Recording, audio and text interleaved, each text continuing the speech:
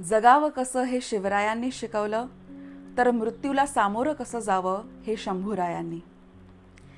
छत्रपती संभाजीराजांच्या आयुष्याच्या शेवटच्या 40 दिवसांवर मी 10 वर्षांपूर्वी एक कविता रचली होती. आज ती सादर करण्याची वेळ आली आहे. भीमेच्या पात्रात अंधार पाझरू लागला, संथ होती हवा आणि झोमरा होता वारा. दरडीवर मोघलांच्या टेंभे पेटले, त्या छावणीतील मुठभर मराठे चोरूनच रडू लागले. सूर्याचा गोळा दडत होता भीमेच्या पात्रात. झाडेही शांत, पक्षीही लपले होते झाडात. ते दृश्य टाळण्यासाठी उजेड अंधारामागे लपला. तेवढ्यात एका पडक्या तंबूत दिसल्या यमदूतांच्या सावल्या. म्हणाले, काळ आला आता राजा आणि वेळही आली. तुझी मृत्यूशी आता भेट जाहली. यमदूतांनी पाहिले, होता समोर एक ज्वलन तेजस निखारा. स्वाभिमान करत होते त्याचे रक्षण आणि देशप्रेम देत होते पहारा.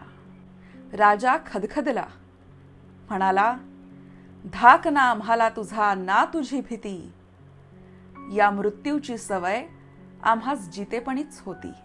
डोळ्यासमोर आले शिवबांचा आधार घेत पोहणारे कुमार शंभूराजे. उंची सोन्याचे अलंकार इवल्या देहावरी साजे. हिंदुस्तानच्या शहेनशहाला नजरानजर करणारा तो राजकुमार.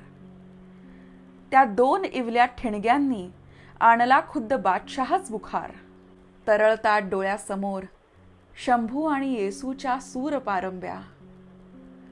स्वराज्याच्या विस्तारासाठी उसळल्या रक्ताच्या कारंजा. स्वहक्कही छीनावे लागले, आले नाही वारस हक्काने चालून. सिंहासनाधीश्वर झाले शंभू इतरांच्या द्वेषाचे काटेरी मुकुट घालून. बुरहाणपूर, गोवा, जंजिरा, दाही दिशा स्वराज्याचा पसारा.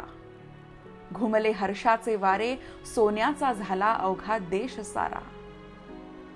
शत्रूही गायले शंभू स्तुतीचा पावा. शिवपुत्र होता सिंहाचा छावा, रानातला रावा. थरथर तो जीव अजूनही, आठवणी तो अखेरचा एल्गार.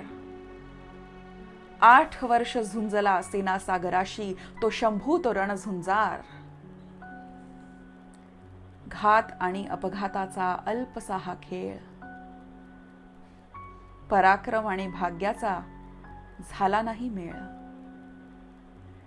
रक्ताचं पाणी करून स्वराज्याच्या कळसावर भगवा झेंडा ज्याने कसला.